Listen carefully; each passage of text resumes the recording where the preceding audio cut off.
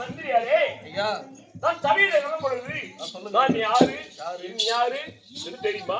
ஐயா, அருகாமையில் இருக்கும் மந்திரி எனக்கு நீங்கள் யார் என்று தெரியும். இங்கே கூடியிருக்கும் மக்கள் சபை முன்பாக யார் என்று விளக்கமாக எடுத்து அப்படியா? நன்றாக இருக்கும். நான் நன்றாக தெரிவிக்கின்றேன். செவி கொடுத்து கேட்க அப்படியே ஆகட்டும்.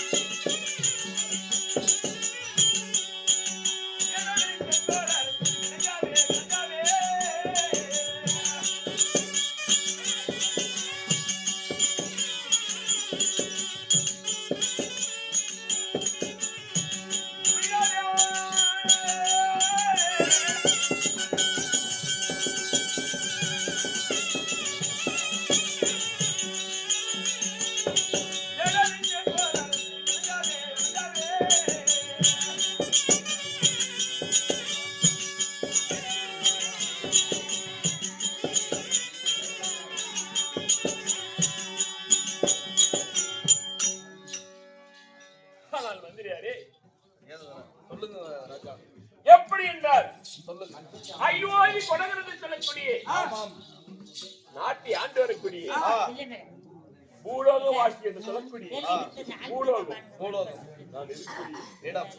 அயோத்தி மாநகரை ஆளக்கூடிய கொடகர அயோத்தி என்று சொல்லக்கூடிய எப்படி கொடகர அயோத்தி என்று சொல்லக்கூடிய கொடகர அயோத்தி என்று சொல்லக்கூடிய பூலோக வாசி பொறுமை பொறுத்து பொய்த்தோளால் வாசி என்று சொல்லக்கூடிய என்னுடைய பேரு அரிச்சந்திரன் தெரியுமா? அறிந்தேன். அரிச்சந்திர மகாராஜாவுக்கு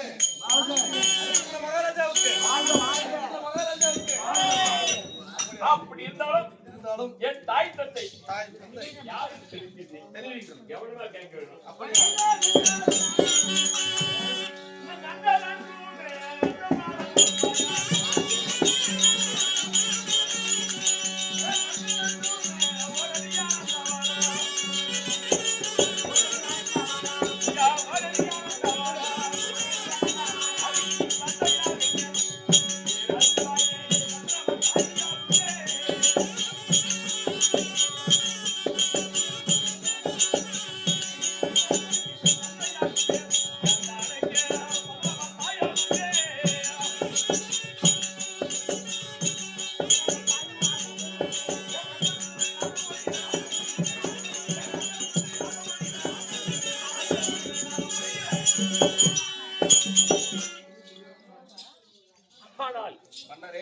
இந்த அண்டத்தை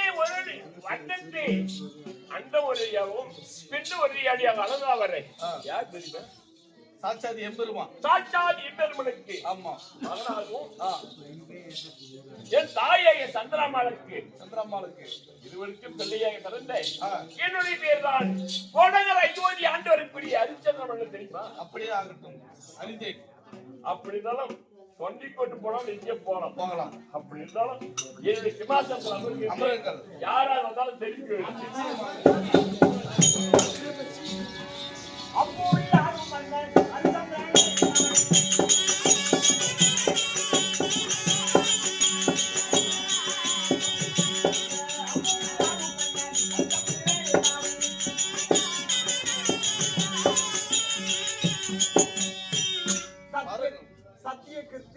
உன் மன்னராக விளங்கக்கூடிய அரிச்சந்திரராஜன் இருந்ததே உண்டானால் எப்படி நாரத மகாமுனிவராக வந்திருக்கிறார்கள் சொல்லி தெரிவித்து அப்படியே ஆகட்டும். மன்னரே, சத்தியகீர்த்தி என்ன தெரிவிக்கின்றாய்? சஞ்சாரியான நாரத முனிவர் தங்களை காண வந்திருக்கிறார். என்னை தேடி வந்திருக்கிறார். நாரத மகாமுனிவர் வாழ்ந்தாலும் வம்பு இருக்கின்றது, போயிருந்தாலும் வம்பு இருக்குது. அப்படி எது வந்தாலும் ஏற்கனவே தேவர்கள் இந்த நாரத மகன் தேவர் மூவர்கள் சேர்ந்து என்னை சித்திரவதை செய்தார்கள். அன்று நாளிலிருந்து இன்று நாள் வரை இருக்குது. என்ன வந்தாலும் பார்க்கலாம். தேவரை போய் நாரத மகனுடைய தேடி அழைக்கலாம்.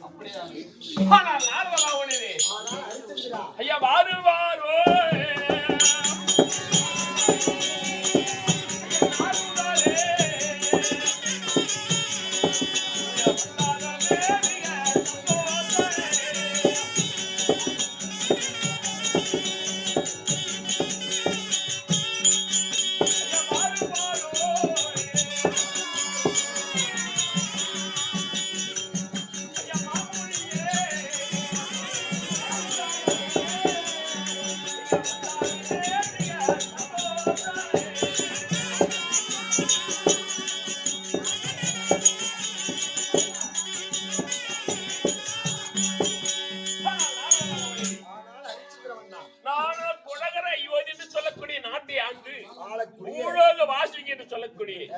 ஹரிச்சந்திர மன்னன்.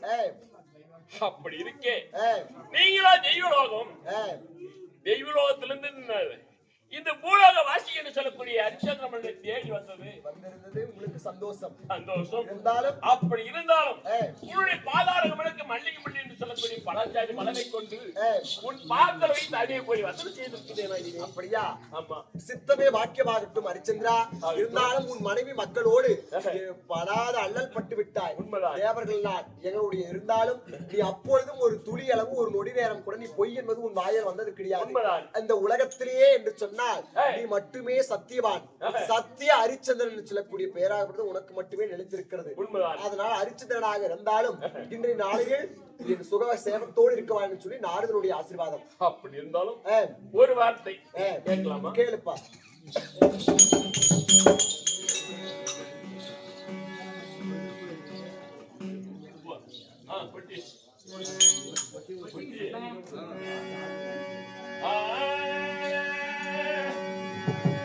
வந்ததோ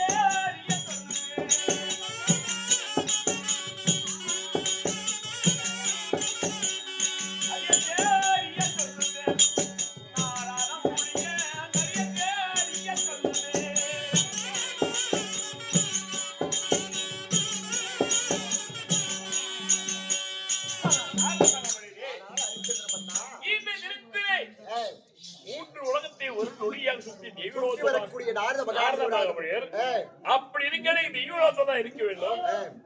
இந்த தினத்திலே இந்த பூலோகத்தை தேடி என்னை நாடி வந்த காரணத்தை சொல்ல வேண்டும். அப்படியா? உண்மைதான். அப்படி இருந்தாலும் யுகமாகப்படுது 4. உண்மைதான். இப்பொழுது நடந்திருக்கிறது 3வது யுகம். 3வது துவாபரி. ஒவ்வொரு ஆண்டுகளும் முடிந்து விட்டது. விழுந்தால் 4 லட்சத்தி எப்படி 12,000 வருடங்கள் தொடங்க இருக்கக்கூடிய கலியுகமாகப்பட்டது மார்கழி 1ஆம் தேதி சுக்லாபட்ச நட்சத்திரத்தில் வெள்ளிக்கிழமை அமாவாசை என்று பிறக்க இருக்கிறது. உண்மைதான். அதனால தேவர்கள் எல்லாம் ஒன்று கூறி சொர்க்கலோக பருவம் என்று சொல்லக்கூடிய சொர்க்கத்தை ஒன்று ஏற்படுத்தியிருக்கிறார்கள். அந்த சொர்க்கத்திற்கு நீதிவான் ஒன்று தேவை இல்லையா? அந்த மாசங்கள் இதன் மேல யாரும் ஆசைப்படாமல் நீதிவான் ஒன்று தேவை இல்லையா? பொய் சொல்லாதவர் தேவை. மாற்றான் மனைவி மேல் ஆசைப்படாதவர் தேவை. 44 ரிஷிமார்கள், தேவர், மூவர், கிண்ணர், கிமுடர், கிரண்ட கிரண்டாதகர், சித்தியர், வித்யாதர், நாவலர், பாவல், ஜனக ஜனகாதர் சொல்லக்கூடிய 33 கோடி தேவர்களும் அழைத்து தேடி பார்க்கக்கூடிய வேளையில் யாருக்கும் நீதிவான் என்பது கிடையாது. அதனால் தேவர்கள் எல்லாம் தேர்ந்து உன்னை நியமித்திருக்கிறார்கள். அதனால சொர்க்கலோகத்திற்கு தளபதியாக்கக்கூடிய நீ மட்டுமே தகுதியானவன். ஒரு வார்த்தை எப்படி என்றால் முன்னொரு காலத்திலே தேவர் மூவர் கிம்பர் என்று சொல்லக்கூடிய சித்தி எட்டார்களெல்லாம் சேர்ந்து என்னை சதி செய்து மனைமக்களை இழந்து நானும் மசானத்தில் இருந்து வந்து தேவர்கள்லாம் சதி செய்தார்கள். சதி ஒன்று கூடி உன்னிடத்தில் பொய் வாங்க வேண்டும் என்று சதி செய்தார்கள். இன்று தினத்தில் என்னை அழைக்கின்றாயா? இது நியாயமா? அப்படியா? உண்மைதான். இருந்தாலும் என்னவிருந்தாலும் இந்த யுகமாக முடிய போகிறது.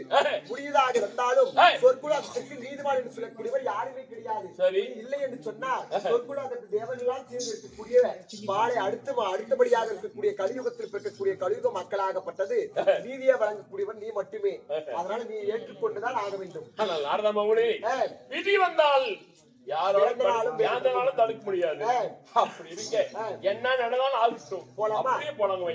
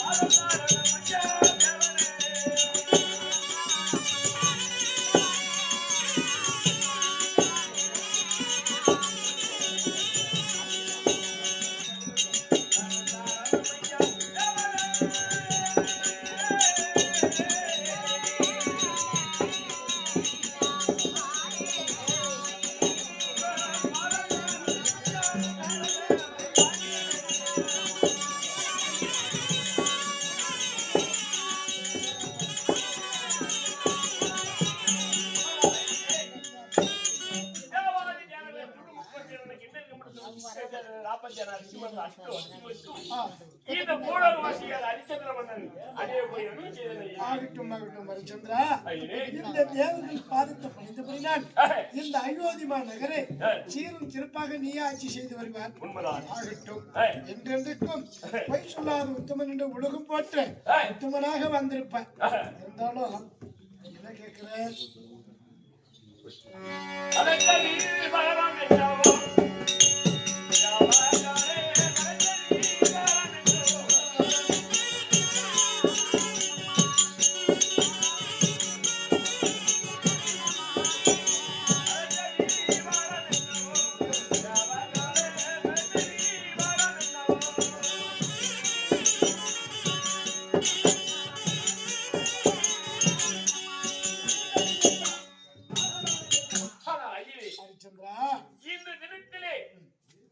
நானும் பூலோகத்தில் இருக்கிற ஹரிச்சந்திர மன்னன் இந்த தெய்வலோகத்தை நாடி வரவழைத்த காரணம் எனக்கு என்ன நோக்கம் என்ன? ஹரிச்சந்திரா, யுகமாகப்பட்டது 4. கிரீதா திரீதா துவாபரம். இப்படி கிரீதா திரீதா துவாபர யுகம் முடிந்தது. நாள கலியுகம் பிறக்கப் போகிறது. அப்படி கலியுகம் கொண்டால் உலக மக்கள் எல்லாம் மனிதனாக பிறக்கப் போகிறார். அதாவது சூடு பொய் களவு என்று சொல்லப்பட்டது. எத்தனோ இல்லங்கள் எல்லாம் நடக்கும். அதனால இந்த சொர்க்கப்படுறது ஒரு தூய்மையான இடம். இந்த சொர்க்க பதவிக்கு ஒரு நியாயமான ஒரு நீதிவான் வேண்டும். அந்த நீதிவானாக உலக மக்கள் எல்லாம் பார்க்கும்போது யாருக்கு தெய்வலோகத்துல தகுதி இல்லாதவர்கள். அதனால ஹரிச்சந்திர சக்கரவர்த்தியை பொய் சொல்லாத மன்னன். காரணம் என்னன்னா, எனக்கு யாராவது ஒரு நல்லவனா கிடைச்சா அவனுக்கு நான் மாற்றி கூட தீர்ப்பு சொல்லிடலாம். நல்லவனை கெட்டவன் சொல்லிடுவேன், கெட்டவன நல்லவன் சொல்லிடுவேன். அதனால இந்த ஹரிச்சந்திர சக்கரவர்த்திக்கே இவன் கெட்டவன் இவன் நல்லவன் அப்படி தீர்மானிப்பது உன்னால்தான் முடியும். விவாதிக்கிறார்கள் தேவர்கள் அனைவரே சேர்ந்து. கட்ட மனைவியா இருந்தாலும் வித்துட்டேன், கத்த பிள்ளையா இருந்தாலும் வித்துட்டேன். அனைத்துமே சொந்த பந்தம் பாசம் எதுவுமே கிடையாது. சொத்து மேல எதுவுமே எனக்கு ஆசை என்பதே கிடையாது. உண்மை மட்டுமே எனக்கு உயிர் என்று சொல்லி கடைசி உயிர் போற நேரத்துல கூட நான் உண்மை மட்டும்தான் பேசணும்னு சொல்லக்கூடிய ஆள் நீ. அதனாலதான் தேவர்கள் உண்மை தேர்ந்தெடுத்திருக்கிறார்கள். சார், இந்த தேவர்கள் எல்லாம் சேர்ந்து உன்னை இந்த தெய்வலோக சொர்க்க பதவிக்கு தளபதியாக ஏற்றிக்கிறோம்.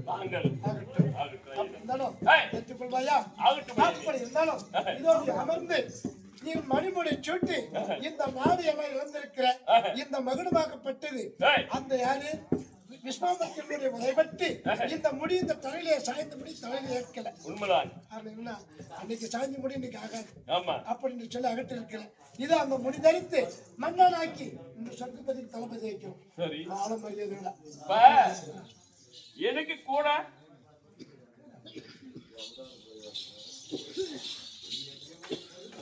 மறுபடி தூக்கி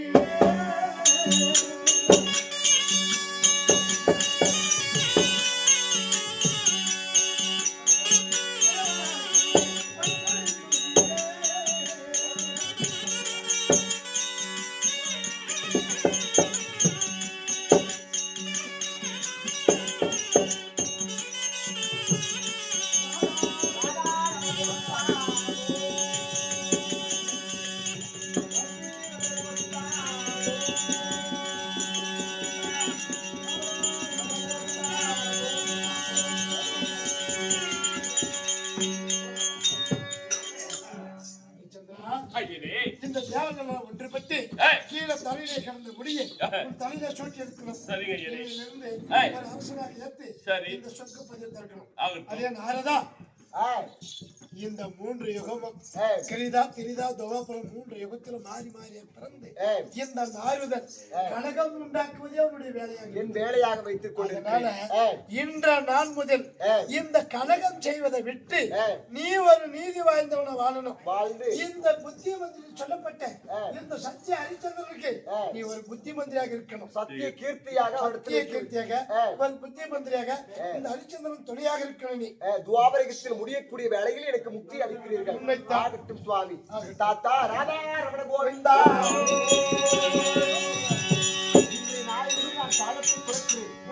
ஆகட்டும் ஆகட்டும் தாத்தா. போயிட்டு வந்துமா? போய் வந்து ஆட்டோ தான் போன் பண்றேன். அதாவது வெள்ளிக்கிழமை கிழமையா? கிழமை இரவு மணி 12 மணிக்கு மேல சொர்க்க வாயில் திறக்கிறது. அதே சொர்க்க வாயில் இன்னைக்கு திறக்க போகிறோம். இந்த மோட்டுப்பட்டி மாநகரம் செத்தவர்களுக்கெல்லாம் திறக்க போகிறோம். சத்த சிவன்பதி மாண்டு வைகுந்தம் சாச்சான பதிவு அடையணும். இந்த வைகுந்த பதவி யார் யாருக்கு கிடைக்குமோ அவங்களுக்கெல்லாம் கிடைக்கணும் அப்படின்னு சொல்லி இந்த சொர்க்க பதிவை திறக்க போகிறோம். இந்த நள்ளிரவு நேரத்துல கண்முழித்து பார்க்கணும். யாரும் தூங்க கூடாது. காரணம்னா விடுமூச்சு சுழி மாறி போச்சு. இது எத்தனை இடத்துல நடந்திருக்குது. இந்த கருத்துல இதே ஆட்டாடி இங்க என்ன ஒரு கோரப்பள்ளி இல்ல ஏற்பள்ளி. அதேதான் கோரப்பள்ளி. அது ஏற்பள்ளி தான். ஏற்பள்ளி வேறு கோரப்பள்ளி வேறு. ஏற்பள்ளினா இதே நாடகத்துல இந்த சொர்க்கப்பதிவு நாடகத்தை கிளீனா